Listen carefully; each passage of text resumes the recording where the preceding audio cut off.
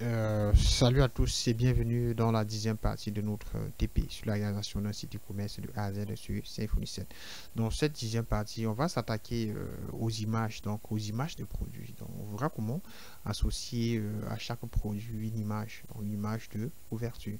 Donc, dans la vidéo précédente, on avait vu la fonction, on avait vu la création de produits. Donc, ici, l'utilisateur, l'admin pouvait déjà créer des produits, pour afficher les produits au niveau du dashboard et voilà, il pouvait donc afficher un produit, il pouvait donc supprimer un produit. Donc ici, on va faire des petites modifications. Donc on va déjà modifier la fonction new, c'est-à-dire la fonction qui permettait de créer des produits. Parce que à ça, on va aussi donner la possibilité d'ajouter une image au niveau de notre produit. Mais aussi au niveau de la table product, au niveau de la table produit, on va aussi ajouter un champ image qui va en fait récupérer le nom de l'image dans notre DP. On ne va pas stocker des images en base de données. Donc, est-ce que c'est aussi possible? On peut convertir les images en base 64 et les stocker directement dans un champ. Mais là, c'est pas une mauvaise méthode parce que en stockant des images au niveau de la base de données, on aura une base de données qui sera lourde. Donc, généralement, c'est conseillé plutôt de stocker le nom de l'image. Donc, ce qui va grandement diminuer la taille de notre base de données.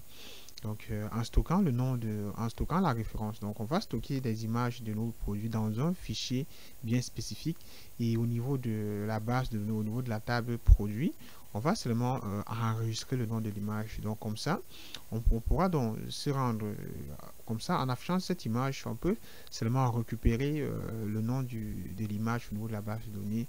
Ensuite, se diriger vers ce dossier et voir afficher l'image. Donc ici, ce que vous allez faire, c'est que on va se rendre au niveau de notre projet. Vous allez démarrer votre projet et on va mettre à jour l'entité product. Donc on va aller avec la commande.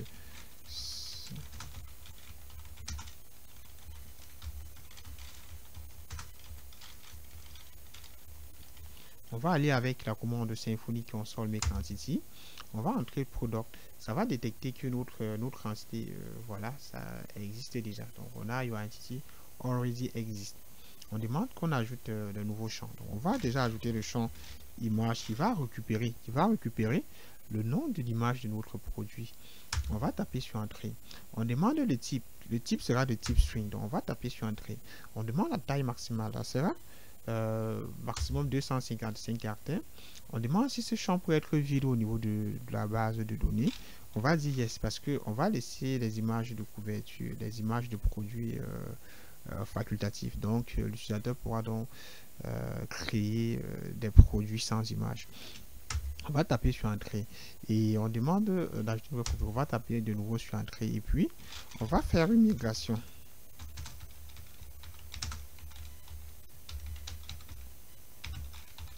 À partir de la commande Symfony console migration, ensuite on va exécuter et puis on va de nouveau faire en Symfony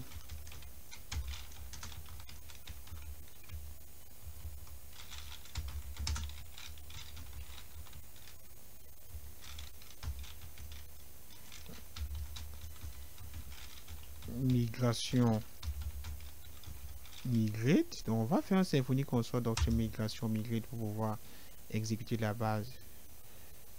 C'est Symfony. Elle fait une petite erreur.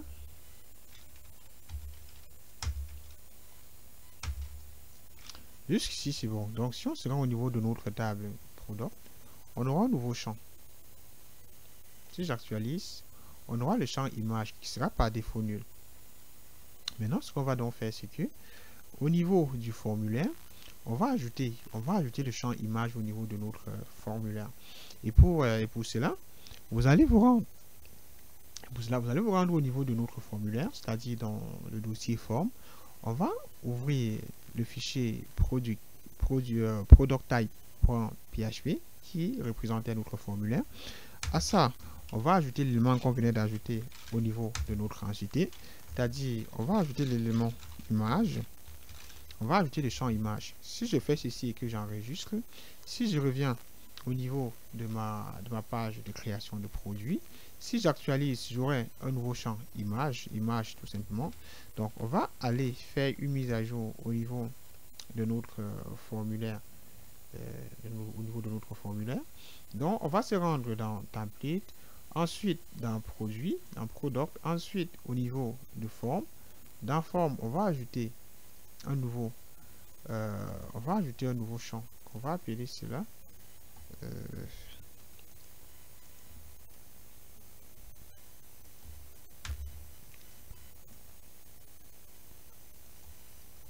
On va récupérer ce champ image.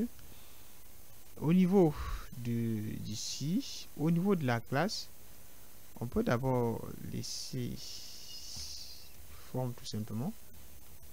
Je vais enregistrer. Si je reviens là de nouveau et que j'actualise, donc j'ai ce champ qui est vraiment qui est monté là.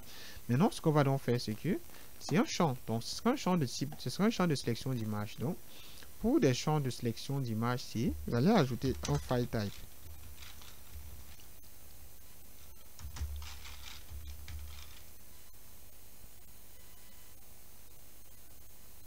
Vous allez entrer au file type class et sans oublier de l'importer depuis Symfony Component Form Extension comme ceci form type. Donc vous allez entrer ceci dans ce file type. On va ajouter un certain nombre de choses. Donc vous allez ouvrir, on va ajouter un tableau. Donc déjà, on peut déjà premièrement enregistrer. Si on se rend là au niveau de notre ici et qu'on actualise, on aura plutôt un bouton de sélection d'image au lieu d'un champ de saisie. Donc on a donc ceci. Ici donc, qu'est-ce qu'on aura? On peut déjà ajouter le label. Le label, c'est en fait ce qui sera affiché au niveau du label. On peut ajouter label. On peut par exemple dire image de produit. Si je fais ceci et que j'enregistre et que je retourne au niveau de mon formulaire et que j'actualise, donc j'aurai ceci, j'aurai image de produit. Maintenant, ce qu'on va donc faire, c'est que ici donc, à notre image de produit, on va ajouter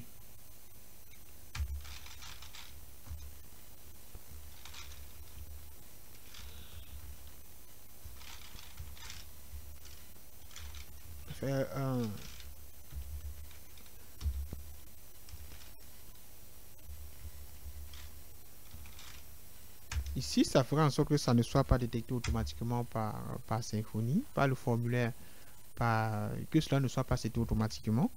Maintenant, ensuite, on va ajouter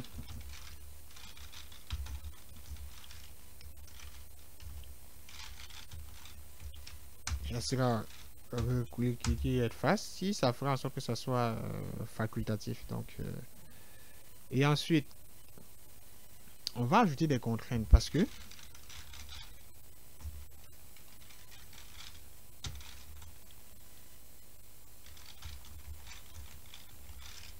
on va ajouter des contraintes.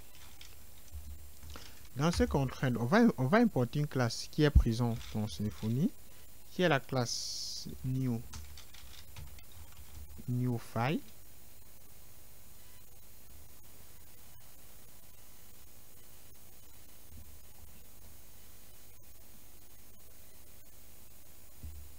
New file qui viendra de Symfony Component Validator. Donc qui viendra de, vous allez l'importer depuis Symfony Component Validator constraint ensuite file. À l'intérieur, qu'est-ce qu'on va faire? À l'intérieur de ceci, on va de nouveau ouvrir un tableau. On va mettre un max.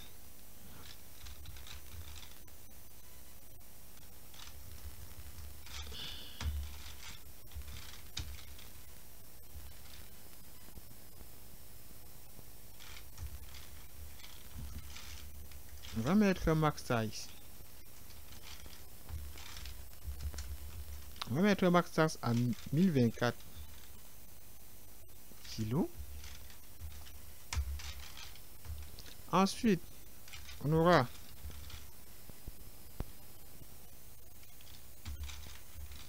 les types de fichiers qui seront supportés.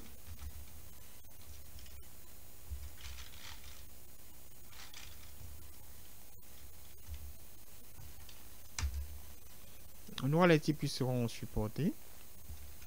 On va supporter les types On va supporter les images de type JPG.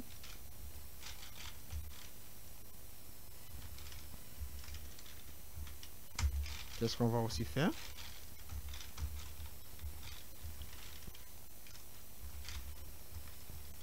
On va supporter les images de type PNG. Ensuite, on va supporter le format JPEG. En cas de qu'est-ce qu'on va faire? Donc, si on essaie d'uploader, disons, un fichier différent, donc différent d'une image, par exemple un PDF ou une vidéo, qu'est-ce qu'on va faire? On va retourner un message à l'utilisateur. Et pour le faire, on passe par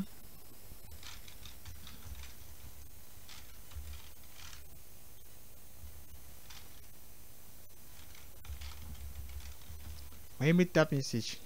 Au niveau du message, qu'est-ce qu'on va faire? On va juste dire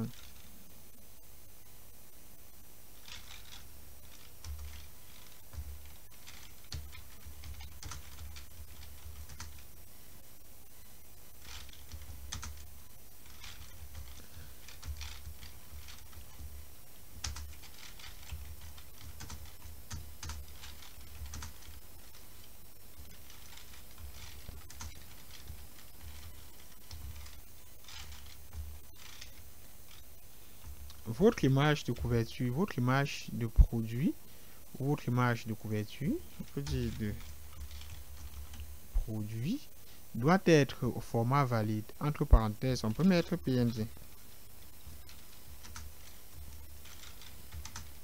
JPG et JPEG. Donc jusqu'ici c'est bon. Jusqu'ici on a fini. Donc jusqu'ici on a fini avec la partie formulaire, la partie qui concernait le formulaire. Donc maintenant ce qu'on peut donc faire, c'est que on peut maintenant se rendre au niveau de notre contrôleur pour maintenant détecter la soumission du formulaire et récupérer l'image à partir du formulaire. Maintenant ici donc ce qu'on peut faire, c'est que on peut déjà actualiser. En actualisant, on n'a pas d'erreur, donc ce qui suppose que tout fonctionne bien. On va revenir au niveau de notre formulaire. Après la soumission de notre formulaire, qu'est-ce qu'on va d'abord faire? On va d'abord créer une variable. On va dire $image est égal à $image, on va affecter $form.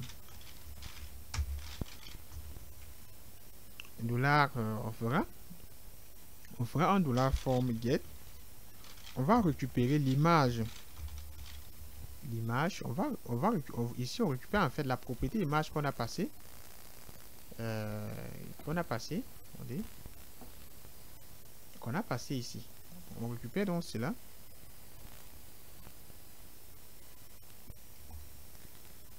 On récupère notre image à ce niveau.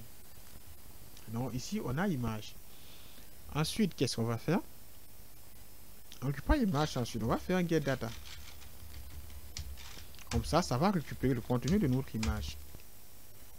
Ensuite, on va faire, qu'est-ce qu'on va faire? On va vérifier si l'admin a vraiment soumis notre image. On va dire if image, c'est-à-dire si la variable $image existe.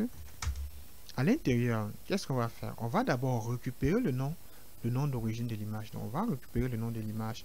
Et pour cela, on va créer une variable qu'on va appeler $original name.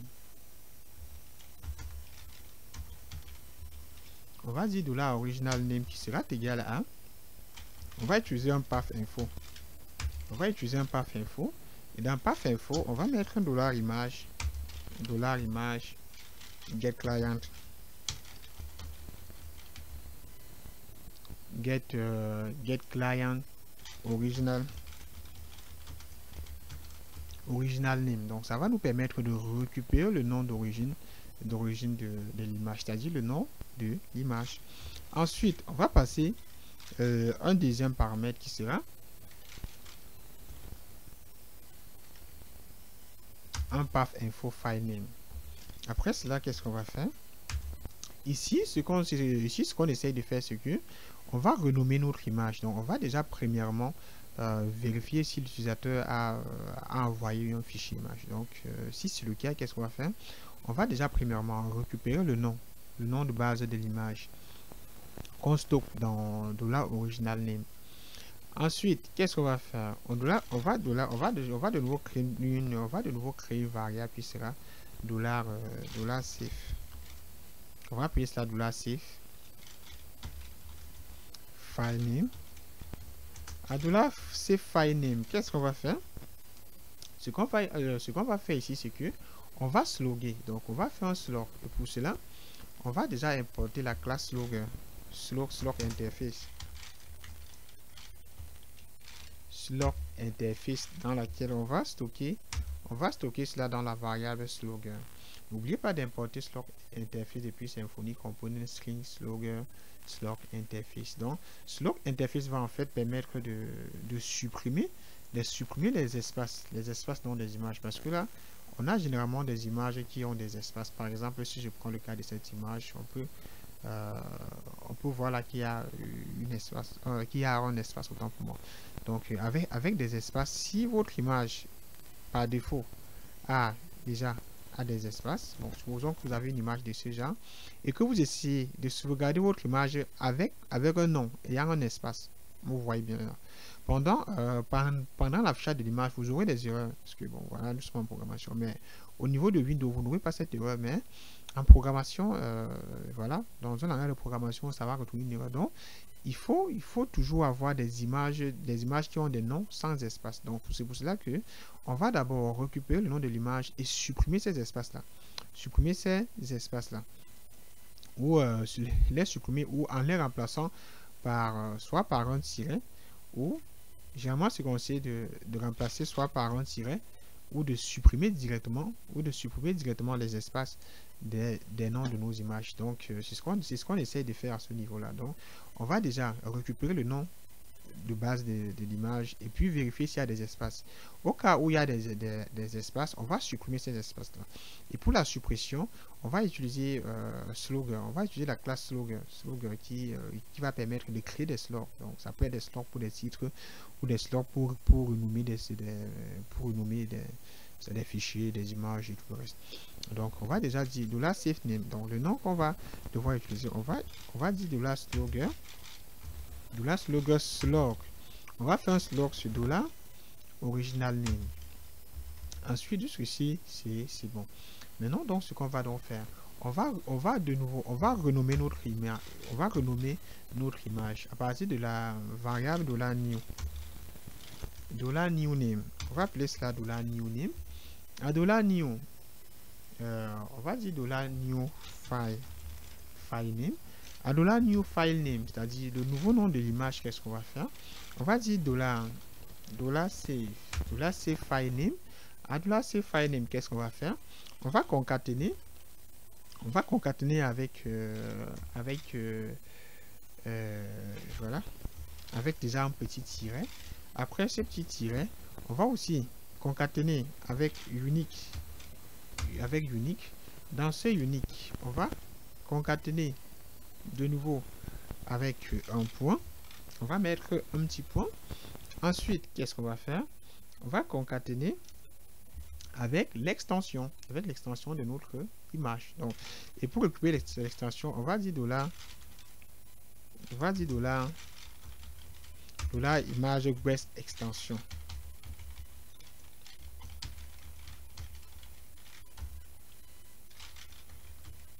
$image breast extension. Donc ici, on venait de récupérer l'extension de notre image.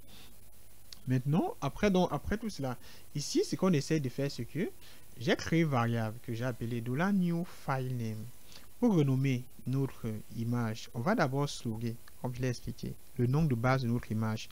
Et pour éviter d'avoir des images de même nom dans le répertoire, parce que dans les cas si on a des images de même nom, on aura des erreurs, parce que pendant l'affichage des images, ça aura un conflit. Donc, il faut travailler à avoir des images ayant de nom unique.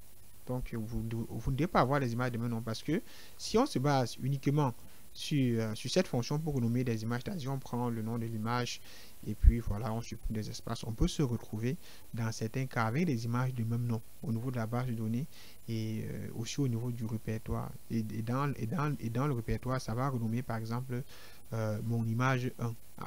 Entre parenthèses, on peut mettre 1, comme le fait généralement Windows. Donc, et cela, ça va créer des erreurs. Comme là, j'ai cette image que vous avez, New Project, vous avez entre parenthèses 11. Donc, ça suppose qu'il y a déjà 11 images de même nom dans ce répertoire-là. Donc, si vous ne travaillez pas à avoir des images au nom unique, c'est que vous allez vous retrouver avec image 1, image entre parenthèses 2, alors qu'au niveau, dans votre répertoire, alors qu'au niveau de la base de données, vous aurez le nom de l'image. Donc, ce qui va probablement causer des erreurs. Donc, vous allez travailler à avoir des images au nom unique. Donc, à ne pas avoir des images de même nom au niveau de ce répertoire-là. Et pour avoir cela, qu'est-ce qu'on fait? J'ai d'abord fait un slog. Donc, un slog, donc j'ai slogué déjà le nom de l'image. À ça, j'ai ajouté la fonction unique. À ça, je concatène. Donc, ça ajoute à ce nom une chaîne unique. Parce que unique va générer une chaîne de caractères d'une longueur plus ou moins variable. Donc, ça va générer cette chaîne. Ça va ajouter à notre image cette chaîne unique. Et ensuite, ça va concaténer l'extension. Ça va ajouter l'extension de l'image. Donc, ici, on va donc prendre le nom de l'image de base. Prendre le nom de base de l'image.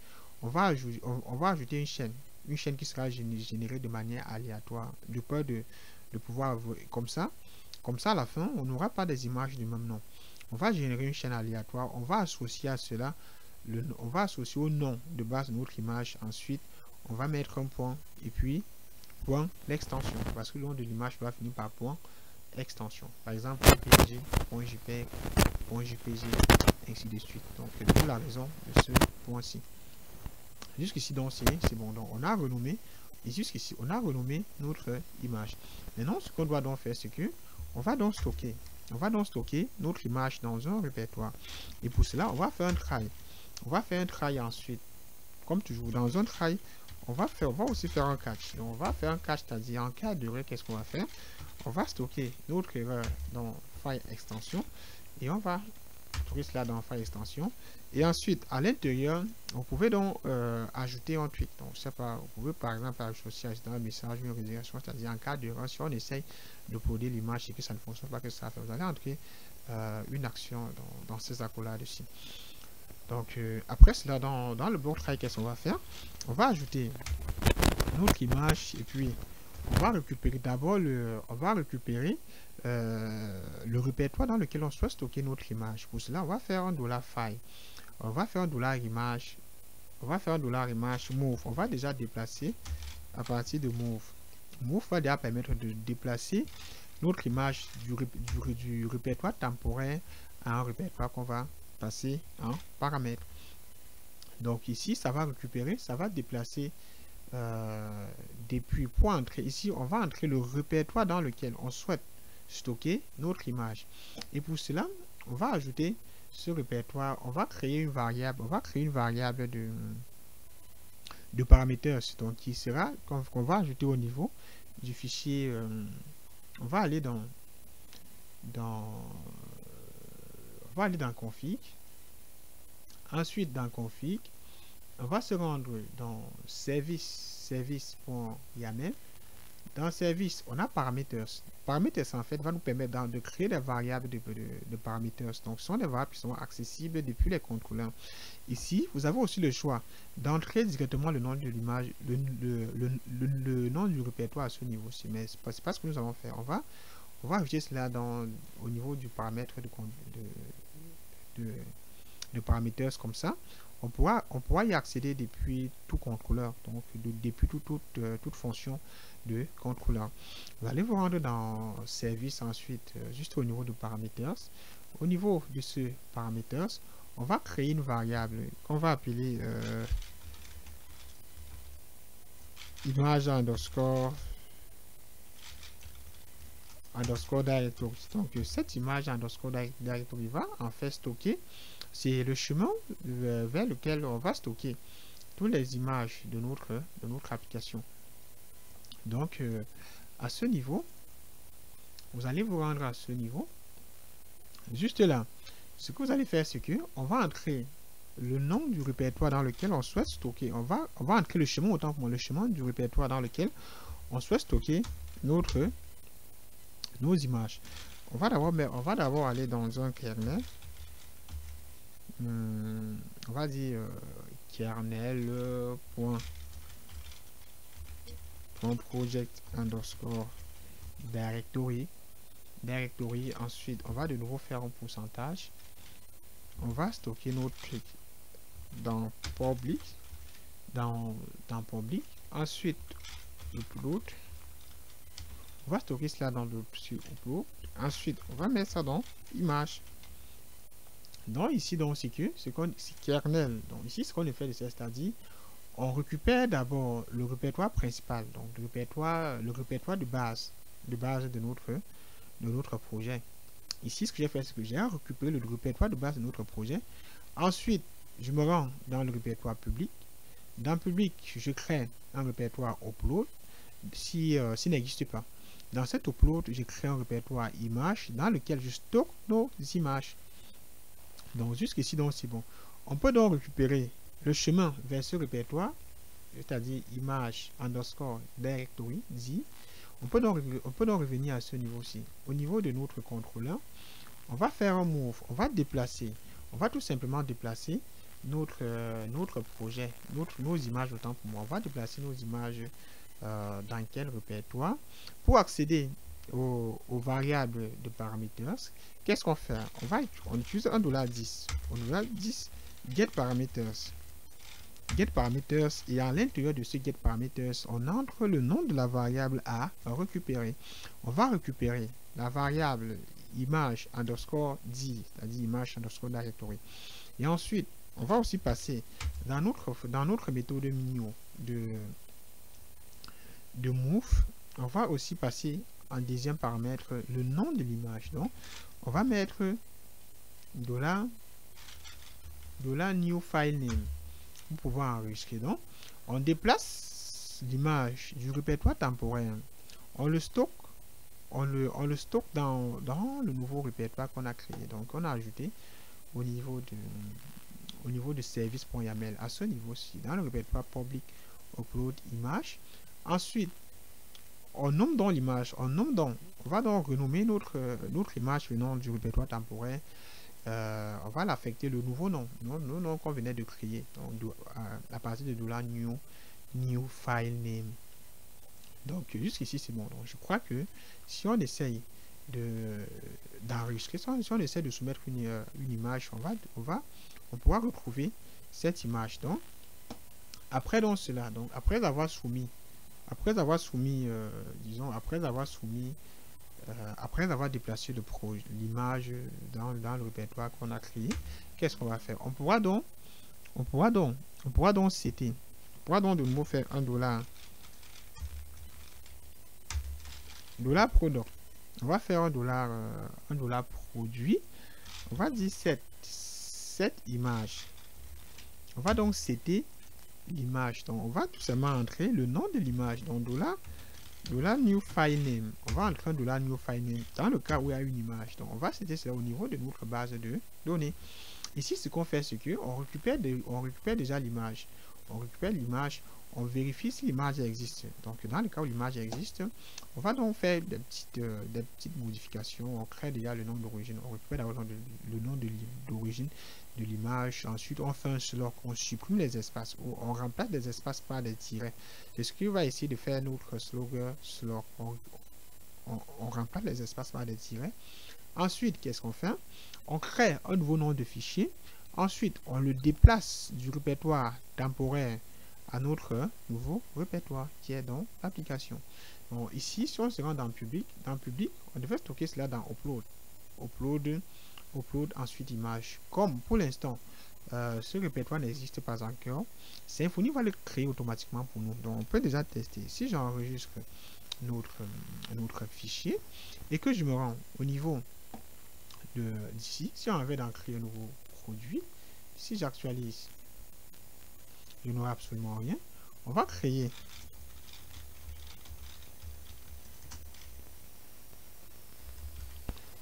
un nouveau produit. On va ajouter une description. Au niveau du prix, on va par exemple, je sais pas, on va entrer 23. On va sélectionner la catégorie du produit. À ça, on va ajouter une image. Je sais pas quelle image je dois ajouter. Je dois chercher, je dois récupérer. À ça, je dois ajouter une image. Ensuite, si je clique sur envoyer, là, on a notre produit qui a été envoyé. Maintenant, si je me rends au niveau de ma base de données, si j'actualise la table produit, donc vous avez là un nouveau nom de produit qui a été ajouté. Donc vous avez ceci. Donc, on a donc ceci.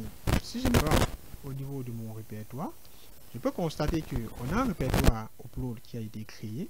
Si je me rends dans upload, j'ai donc ceci. J'ai donc cette image-là. J'ai cette image qui se trouve là. Donc, déjà, à la base, on a... ça a pris déjà le nom de l'image. Donc, ça a pris le nom de base de l'autre image. Ça a été... Regardez comment ça fait des choses. C'est-à-dire, ça a pris le nom de base de notre image. À ça, ça a concaténé en unique. Unique comme, voilà, comme on avait ajouté à ce niveau aussi. Ça a concaténé en unique. Donc, ça a généré une chaîne de manière aléatoire qui a été ajoutée au nom de base de notre image. Parce que, bon, là, si je me rends dans cette image est à quel niveau? Je sais plus trop, mais déjà, ça a pris le nom de base de notre image. À ça, ça a concaténé un unique. Ensuite, ça met un point JPG, c'est-à-dire l'extension de base de notre image. Donc, jusqu'ici, on a un système qui fonctionne parfaitement. On va donc de nouveau essayer avec, par exemple, tester pour voir si voilà, si on essaie de soumettre une image qui n'est pas au format demandé. On va essayer ici de soumettre par exemple un fichier qui n'est pas au format demandé.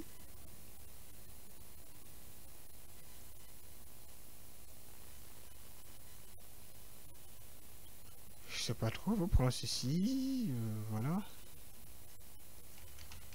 Je vais entrer une description, ensuite je vais entrer un prix. Ensuite, je vais sélectionner une sous-catégorie. Si je clique sur enregistrer, donc on a déjà supprimé le message qui dit que notre fichier est trop lourd parce qu'on avait limité la taille du fichier. Donc ici, c'est d'abord un problème de taille. Je vais de nouveau essayer avec un fichier qui est moins lourd, mais qui n'est pas au format demandé. Par exemple, je vais prendre un PDF. Je prends ceci que j'essaye de soumettre. On a votre image de produit doit être au format valide. Donc, on va revenir là. Au niveau de notre formulaire, au niveau de product type, on va changer, on va modifier. Votre image doit être au format valide, entre parenthèses PNG, JPG, image. Et aussi, à ça aussi, on va aussi ajouter et avoir une taille.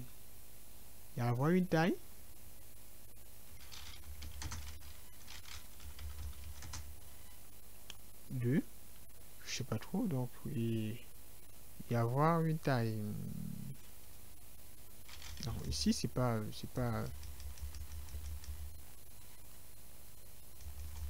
ce qu'on peut faire. On peut ajouter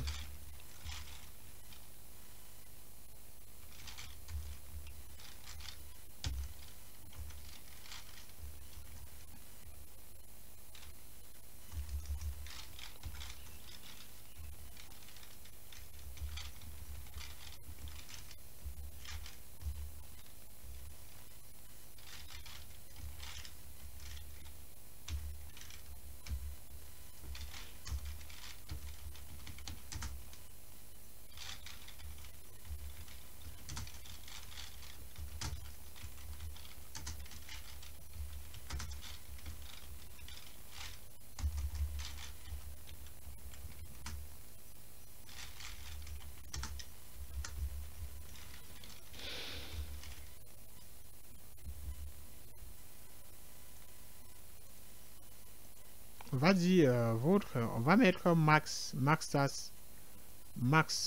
size message, c'est-à-dire dans le cas où le fichier dépasse les 1024 kilooctets, on va par exemple afficher un petit message utilisateur. Votre fichier ne doit pas dépasser les 1024 octets.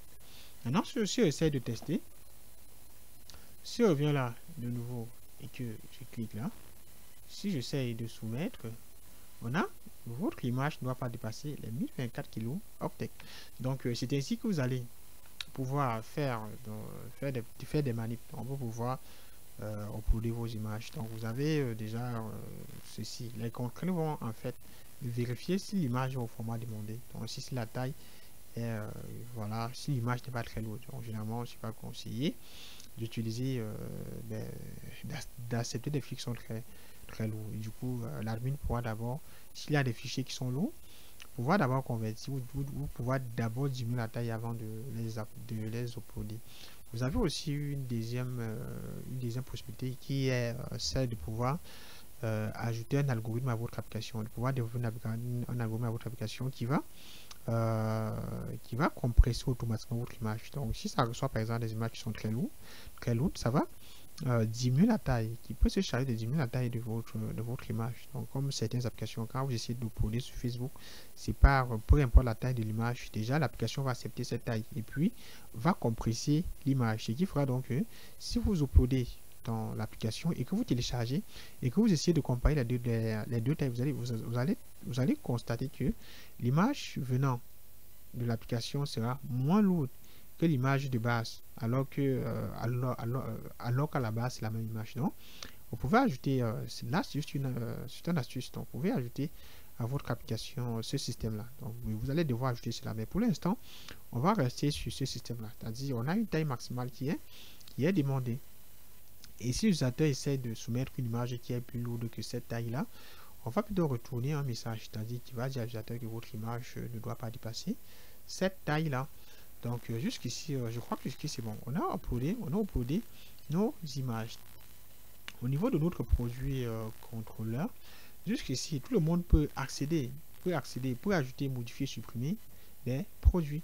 Alors que cette page ne sera réservée uniquement que à l'administrateur et aux éditeurs. Donc au niveau de sécurité, qu'est-ce qu'on avait dit? On aura la route /admin.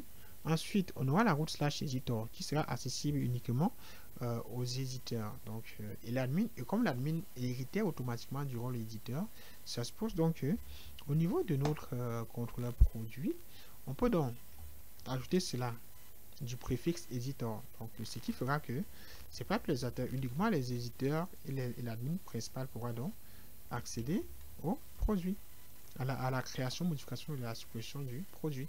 Parce que ici, c'est l'espace d'administration. Donc, on peut appeler c'est l'administration.